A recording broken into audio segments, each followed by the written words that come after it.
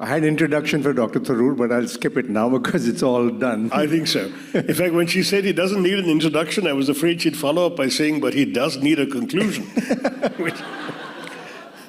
I'm a journalist who knows little about everything, right? I'm kind of a bit intimidated by the prospect of having conversation with a man who held a record for the fastest PhD in his university. That's true, right? That's true. Let's start with where you spend a large part of your career, the United Nations. I read through your account of why you didn't get the post of Secretary General, right? Very diplomatic account it was. Of course. But it just left me with a feeling that, that firstly, you were disappointed. Secondly, that it was not enough was done for you, and there was a lot of kind of undercurrent of bureaucratic jealousy and usual government bumbling. Can you tell us something more of what happened? I mean, it was a great missed opportunity. Having just credited me with giving a diplomatic account, you can't now invite me to be undiplomatic, Aroon. So you're not a diplomat anymore. The truth is, the truth is that it's water under the bridge now. It was a long time ago. In fact, alarmingly long, 18 years ago now, and feels like another planet, another life. I think that, there were other priorities for some. There were other priorities for India as well. And I think from the US point of view, it was very clear they didn't really want the kind of Secretary General that they thought I would have been.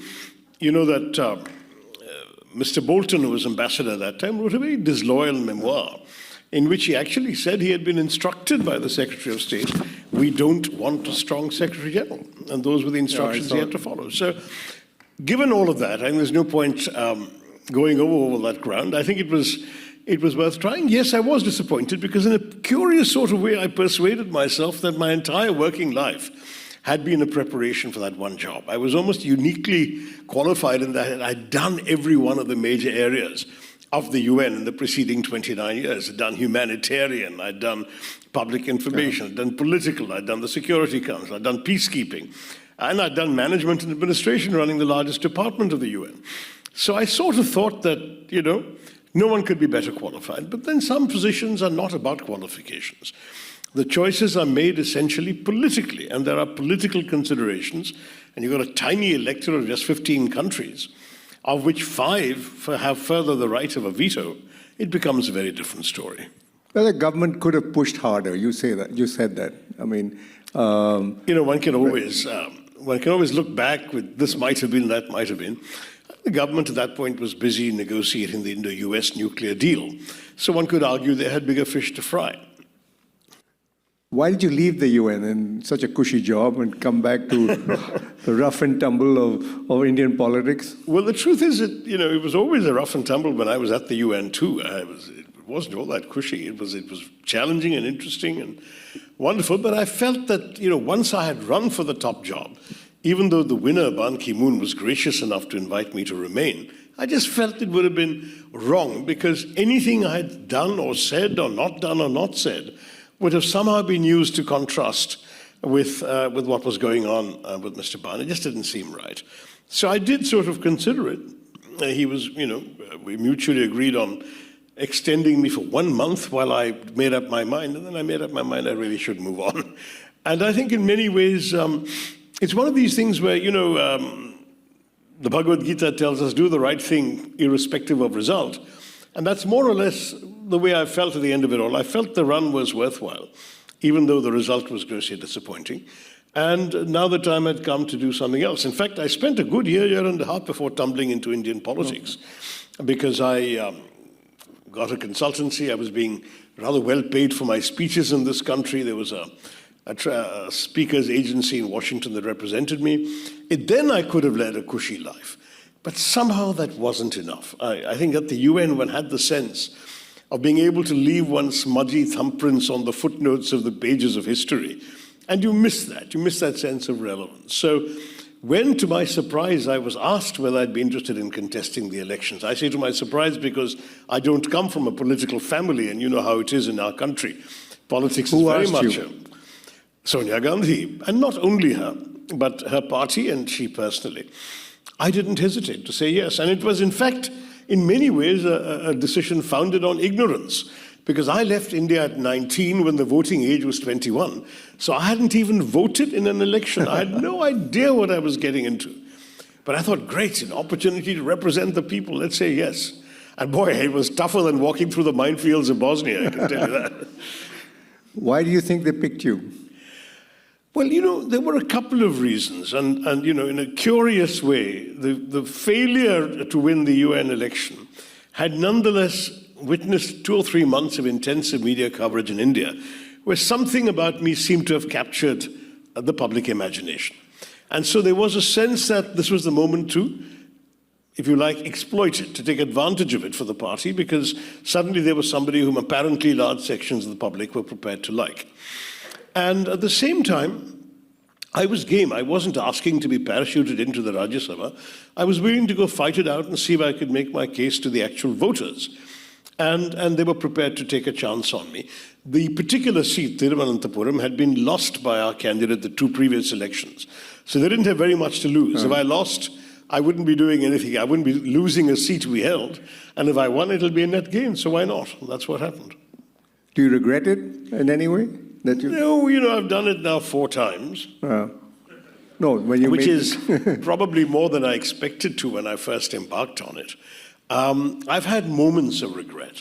They were, first of all, I was incredibly naive about, not just about not knowing what elections were all about, but I'd been so used to incredibly fawning attention on my visits to India from the UN, both by the media and by the political class, that I had completely overlooked that it would be very different when I had actually come into their game. And I think there was very much a sense that, and one person put it rather evocatively in a conversation with a then friend of mine whose son is sitting here. The conversation said, "Why is this man coming from New York to eat our lunch?" And that was a minister of state in the central government who said that. And I think there was an enormous amount of resentment that I'd just come in and sort of swept. I won a record majority in Thiruvananthapuram, got a huge amount of attention, and a lot of people decided they had to teach me a lesson. And they did. I mean, your Malayalam wasn't too good. Your Malayalam wasn't too good either. No, it got better in the course. But what happened was, the tactical mistake, one of the tactical mistakes the commies made was to say that, look, this fellow's Malayalam is not that good. He's been sitting in New York speaking in English all the time. How is he going to represent us? So I would go out and speak to them in Malayalam, and I would say, look, my Malayalam isn't great, but you can see I have enough Malayalam to understand your hopes and your needs. But what is far more relevant, I have the English and the Hindi to express them in Delhi. Speaking fine Malayalam is not going to get you very far in Delhi. And that argument turned out to be quite clinching, so it helped. Well, let's look at the American elections, which are just less than 2 months away. How do you see it from the Indian perspective? Who would be more beneficial for India, Trump or Kamala or... Can you give us a... There isn't any other... And what do you think of Trump, the 2 of them. Yeah. Well, look, it's difficult to be completely objective. One has personal preferences, obviously. But I think one could say with some objectivity that it almost doesn't matter to India who wins, because we'll come out of it all right with either side. Which is... It's true. I mean, the fact is that India-US relations have now become bipartisan in both countries. In India, the Congress and the BJP have both been pro-Indo-US relations, and in America, for a number of reasons.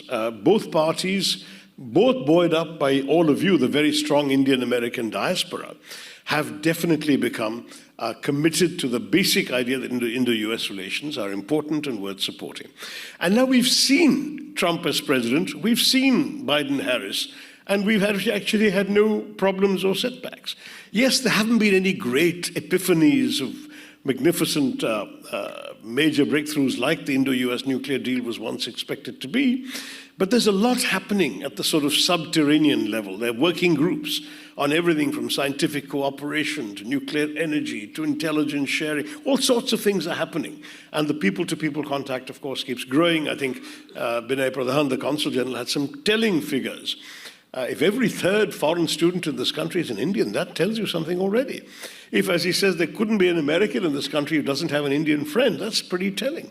So this is all a transformation from the days when I first came to this country 49 years ago as a graduate student, and I was still a fairly exotic creature. And if you met an Indian on the Boston subway in those days, you immediately started talking to each other because you were so rare. I mean, there weren't that many of us around. Today, it's a different story, right? I mean, yeah, that's true to a point, but I think that Vice President Harris is far more critical of India, especially the human rights aspect of it. so she's not critical of India. She's far more critical of certain kinds of strains of Indian politics, which don't happen to be mine. So I'm not terribly concerned. She's got a view on Kashmir too. No, I mean, I think in many ways, she's an interesting case because she actually did visit India a lot as a child.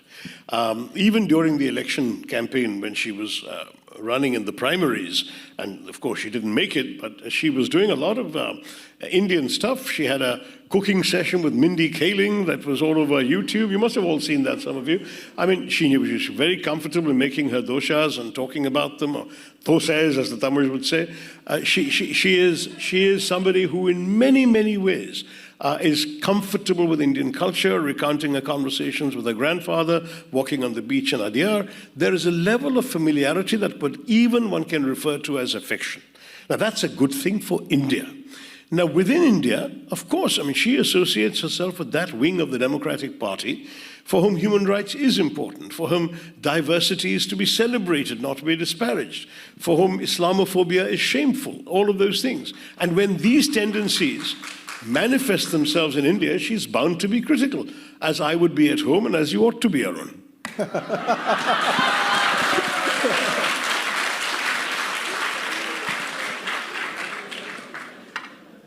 No, but do you think that she may, because she's Indian, overcorrect herself, that any decision she may take which favors India, people will say, oh, because you're Indian?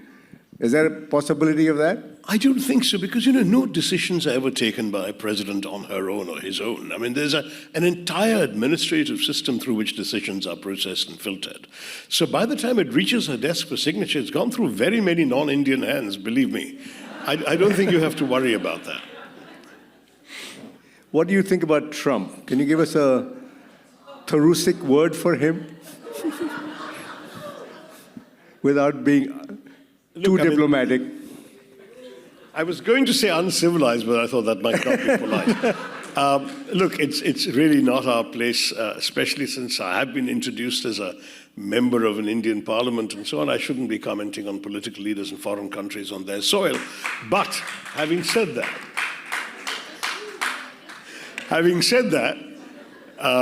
it's also true that people have their political preferences. And mine is not a political preference. I don't pay taxes here, so I don't care if they're lower or higher. I don't, I'm not seeking to be an immigrant here. Even when I had the right to apply, I didn't. And therefore, I'm not worried about their stand on immigration. Those are other issues. On policy issues, everybody in this hall is entitled to their own preferences. But just the personal manner strikes me as not entirely as agreeable or pleasant as one would like to see in a distinguished American political figure. I had the great honor of meeting 4 or 5 American presidents during my time in the US and having detailed conversations with both the Bushes, with Clinton, much more briefly with Obama. I mean, these are people of certain class, a certain distinction, and it's not politics. There are 2 Republicans in that list and 2 Democrats. But there was a certain both political heft, statesman-like gravitas, and intellectual quality that I find woefully lacking in this gentleman. That's the personal view.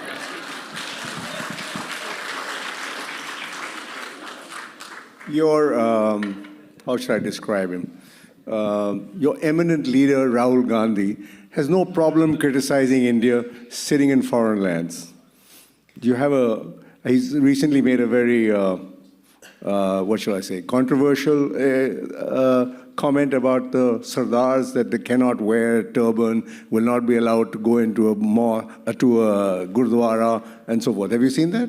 No, I've missed that one. Is that something that happened here? Yeah, it's happened here.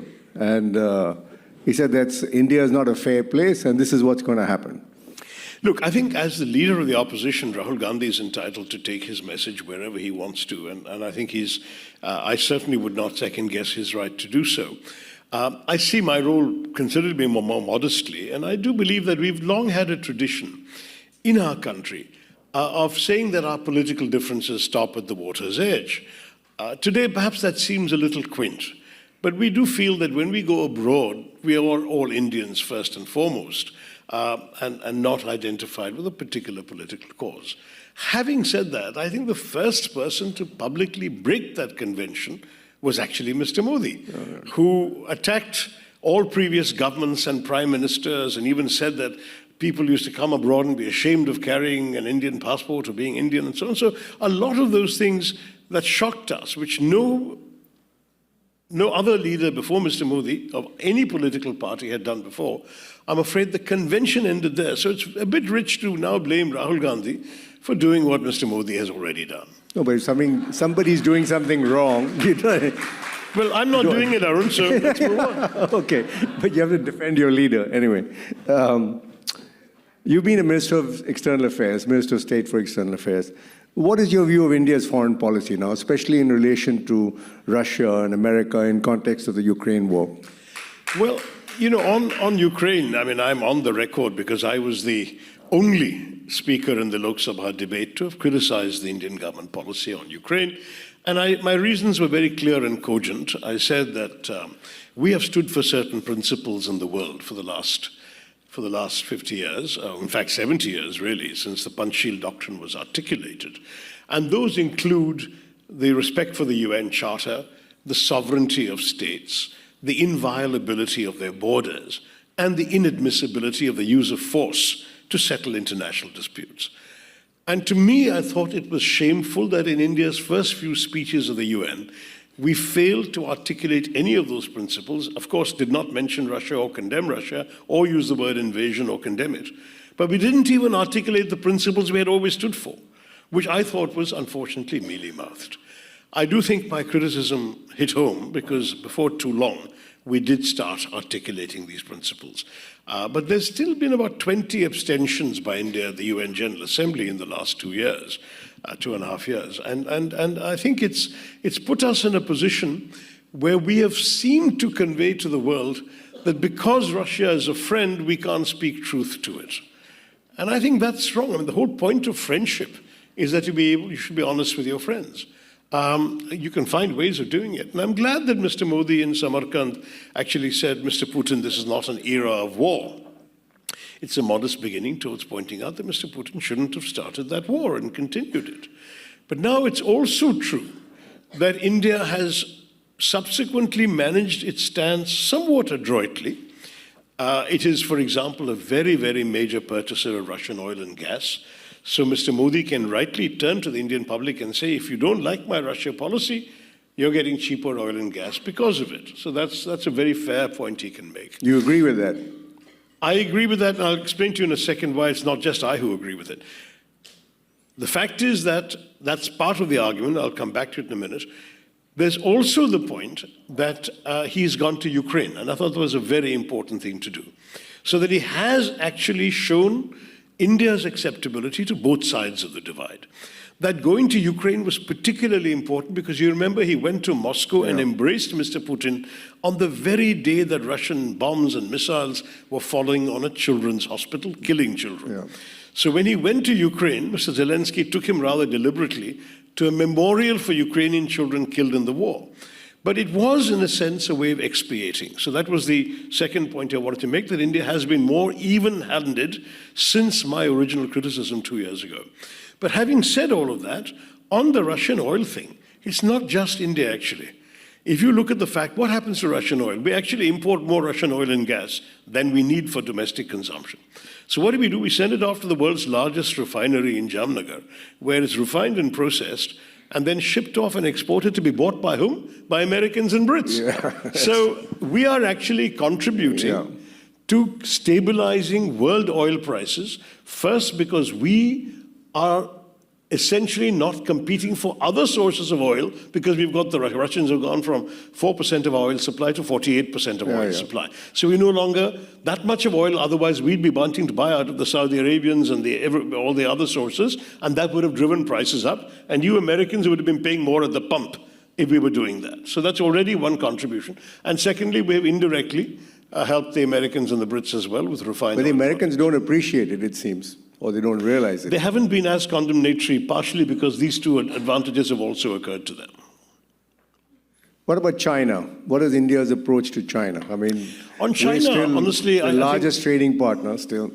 It's a very paradoxical policy. Arun, what you've got is a situation where the Chinese have behaved abominably with us on the border. And at the same time, we have allowed our import dependence on them to grow up in that very time. So, since 1976 all the way to 2020, a good period of 44 years, there'd never been a shot fired in anger on the border. There'd never been an incident. I mean, once in a while, soldiers pointing guns at each other. But the deal was, the modus vivendi, I'm putting it very simply, was if we said our border was up to there and the Chinese said their border was up to here, but we would patrol up to there on Monday and they would patrol up to here on Tuesday and we wouldn't get in each other's way. And we actually had a very good arrangement where there were 65 patrolling points where both armies would patrol at different times. And they never tripped up. And then what happens? The Chinese era of the peaceful rise is over. Now it's muscular aggrandizement that's happening out of China. And what have the Chinese done? On 26 of these 65 patrolling points have gone and parked themselves. They've started building enduring installations, bunkers, serious heavy ammunition. So this is unacceptable. The first time they started doing this, some of our boys went unarmed, headed by a colonel, to say, what are you doing? You're not supposed to be staying on. Move on. It's our turn to come. And they got pushed off a cliff. Yeah. Then there were brawl broke out and 20 Indian soldiers died. Yeah. Now, this is not a small matter. This is unforgivable. So what would you do? Well, I think I would. What about the trading part of it? I mean, the trading part of it is precisely what's so shameful. We made a lot of token gestures. We banned TikTok and half a dozen other Chinese apps. But in the meantime, our trade imbalance, which is already pretty bad at $50-odd billion, is now gone up to $100 billion negative for us. Yeah. The Chinese are just exporting even more to India. And the feeling we have is that the Indian business community has got the BJP government in a bind, that they want to keep on importing the stuff, and the BJP government is allowing them to do so, ostensibly because the Indian economy needs it. But in that case, how do you tell the Chinese, as Mr. Jaishankar, the foreign minister, has been saying, we cannot have business as usual? Where this is worse than business as usual, right? You're actually giving them lots of your money, your hard-earned money, while they're sitting on your border points. And no so make to my in mind, India also. To my mind, this is a policy that would really need to be reviewed. But at the moment, the government is I think, alive to these contradictions, and there've been some strong language coming out of the foreign minister, but the contradiction is still a glaring one. And Pakistan, do you agree with the stand, no talks till cross-border terrorism stops? Not fully. I mean, I understand the government's view, and I say this to you very frankly. I believe that the sense of betrayal that Mr. Modi felt after his rather dramatic visit Nawaz Sharif too. when he went to Lahore for Nawaz Sharif's birthday and attended his granddaughter's wedding. And that too, he took an enormous risk because he impulsively agreed to stop over on his way from Kabul at a time when the Indian ambassador in Islamabad didn't have enough physical time to get to Lahore airport. And so he was landing, the Prime Minister of India was landing in a foreign country without the ambassador even there to receive him. Unprecedented. But Mr. Modi took that risk to make that gesture. And he was rewarded, a few weeks later with Pathankot. And then even then he couldn't believe it. He said, no, Mr. Nawaz Sharif would know this. This has happened without the government knowing.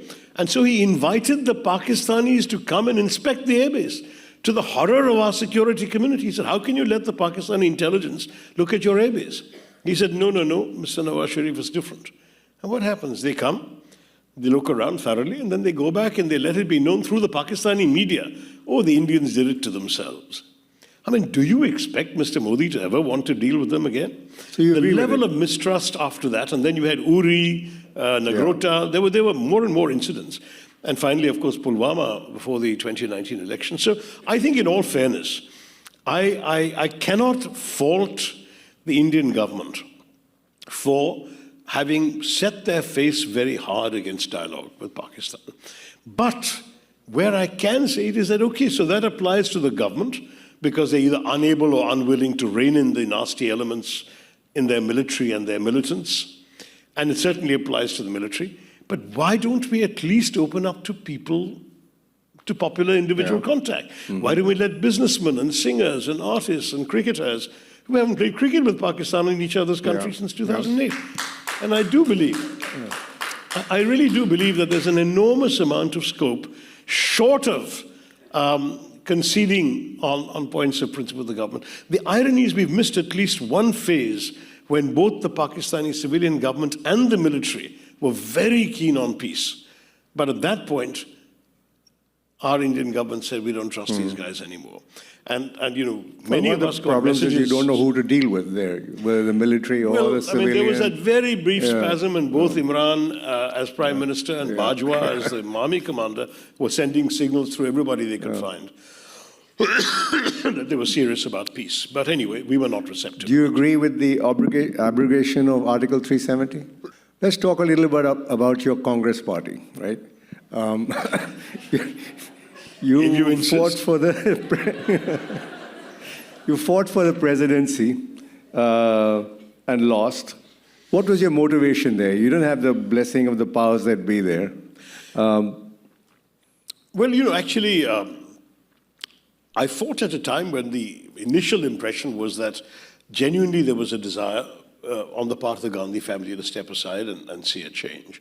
And it was only when that was being repeated personally. You got a signal for that, or or you just thought it? No, I actually went and saw Mrs. Gandhi. And she said? And she said that. And then I went and saw Priyanka and said, did she mean it? And she said, yes. And I went to Rahul. He was already walking, as I'd been walking with him in Kerala for the Bharat Jodo Yatra. And I walked with him some more and asked him specifically this. And he said, yeah, I've been in favor of elections in the party for a very long time. So go ahead and contest. And that's the spirit in which I did. But once I had undertaken to commit, to run, even when it became clear that, in fact, protestations to the contrary notwithstanding, that there was an officially sanctioned candidate with the backing of the entire party establishment, I decided that it would be a cowardly thing to pull out at that point. I knew the result was now foreordained, but I felt that all those who had reposed enough faith in me to nominate me, who had come and conveyed their views to me, many of whom were people who didn't know me before, but who reached out to me because they wanted a voice to express their hopes, their concerns, their grievances. I felt I couldn't let them down. So why do you think the Gandhis changed their mind? Look, that you'd have to ask them. I think, well, they asked you to stand. I mean, you must have asked them, well, what happened? I didn't. And you know, we can, there's some conversations better not held in a public forum. I think that, you know, as they say, you know, what happens in Vegas stays in Vegas. What happens inside the political party that you belong to should stay inside the political party you belong to. Okay, then I've got a signal here to say that, unfortunately, we have to end my conversation and put it out to the audience to see if they want to ask any questions. Okay. If you take them in clusters, Aroon, so that we can get more questions. All right. Sure. I'm relieved you didn't ask anything about long words. Long words. My question is, what are your thoughts on Bitcoin and other cryptocurrencies and their role in impacting, you know, sovereign countries' form of fiat currency? Forgive me, I don't know if it's the acoustics of my stuffy head with the cold. How about Bitcoins? Yeah, what are your thoughts on Bitcoin? What's your opinion on Bitcoins? Okay. There was a question here somewhere. Sanjoy, let's do it one by one. Otherwise, these questions get all muddled up. You just answer that quickly. Mine is a very harmless question. Is there any new book that you're working on? Yeah. I mean, I'm supposed to answer all of them in a cluster, right? What do you want me to do? Cluster, or are we doing individual? All right, okay. Yeah. So look, on Bitcoin, I'm a skeptic, but I'm not hostile to it in the sense that I entrust my savings to an investment manager, and I discovered somewhat to my own surprise when I had to file the affidavit about where all my investments are, that one of his investments is in one Bitcoin. So I own one Bitcoin myself. But I'm a little skeptical because I'm still old-fashioned enough to believe in sort of real value, as a solid asset, and I'm skeptical about something that's created by a computer program and whose price seems to fluctuate like some sort of hyper kids yo-yo. So it's very difficult to be totally upbeat on it. I'm not saying that India should not have some sort of cryptocurrency, but I would be very wary of an entire country. I think there was a country in Latin America that went crypto. Was it Ecuador? Yeah, El Salvador. And you know what happened. I mean, it really was a disaster for their economy. So I think we really have to be a little careful about Bitcoin. On the books here, I've got a book that's just come out in India, not yet here, on words, called A Wonderland of Words, which is really just a kind of journey through the joys and pleasures of the English language as I've grown up in India with it. And I'm working on something very different right now. There's a remarkable late 19th, early 20th century spiritual reformer, a lower caste spiritual reformer in Kerala, who I thought deserved to be better known outside Kerala. So I'm working on a short biography of him, Sri Narayana Guru, which is literally, I'm still in the research stage, so it's nowhere near ready to talk about. But I was pleased with the reception that both my short biographies of Nehru and Ambedkar got.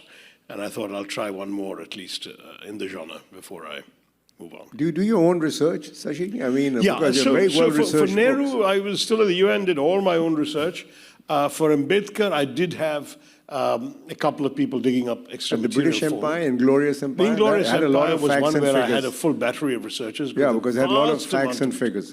Yeah, and I've acknowledged them all in my acknowledgement, so there are a lot. But as a result, I have the most incredible collection on my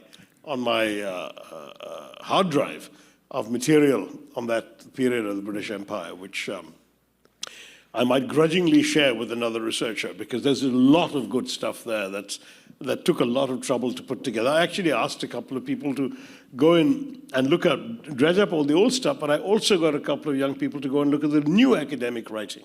So I was up to speed on what the academics were saying about these subjects as well. So there's a lot there. How do you find the time to do all this? I don't. It's a challenge. I just don't sleep enough. It's one of my... Yeah, any more questions? Writer. Hi, this is Jayesh. Dr. Tharoor, it's always great to hear you speak. Thank you. So in the recent Indian elections, you saw the results. Do you see it as a result of Congress doing well, or it was more of an anti-incumbency result, or do you see the partnership with the Indy alliance as a result, or something else? What is your All view? of those factors are true. You know, I actually said and wrote at the time, for the BJP, this was a victory that looks like a defeat. And for us, it was a defeat that looks like a victory. We did very much better than we thought, in the sense that I'm proud to say I actually predicted on the record 3 months before the voting even began that BJP would not cross 240. What I got wrong was how well their allies would do. I assumed 20 to 25 with their allies. They ended up with 55, and that gave Mr. Modi the comfortable majority that the NDA now enjoys. But for the first time now in all his years as Prime Minister, his party no longer controls a majority. So that really looks like a defeat, because he lost seats in places like UP, where they really were, before the election, they were boasting they might win 80 out of 80 seats, so at least 78. They had two that were going to go to an ally of theirs. That was the kind of talk they were making, and look what happened. So that was very striking.